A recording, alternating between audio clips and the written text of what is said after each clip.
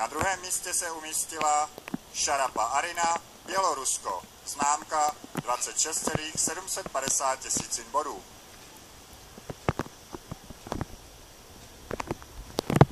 A na prvním místě se umístila a závod tím vyhrála Dmitrijeva Daria, Rusko, celková známka 29,850 tisícin bodů.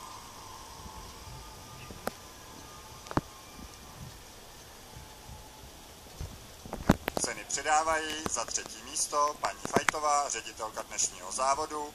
Cenu za druhé místo předává pan Hort, jednatel společnosti TART, zástupce generálního partnera klubu, a cenu za první místo předává pan doktor Dovalil, člen výkonného výboru Českého olympijského výboru.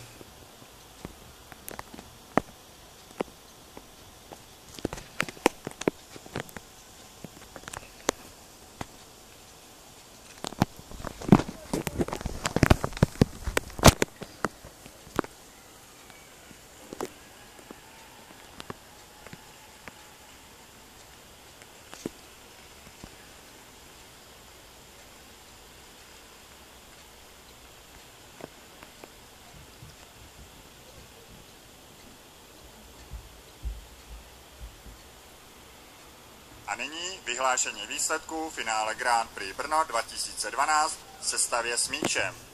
Na třetím místě se umístila Ruprecht Nikol, Rakousko.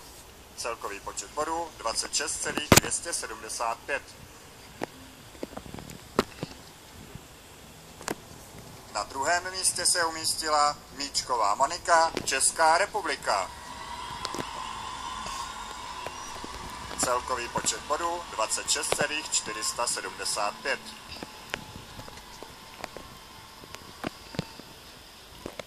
A na prvním místě se opět umístila Dmitrijeva Daria, Rusko. Celkový počet bodů 29,850 tisícin bodů.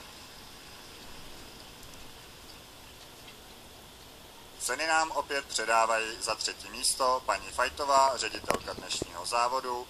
Cenu za druhé místo opět předává pan Hort, jednatel společnosti TART, zástupce generálního partnera klubu. A za první místo pan doktor Dovalil, člen výkonného výboru Českého olympijského výboru.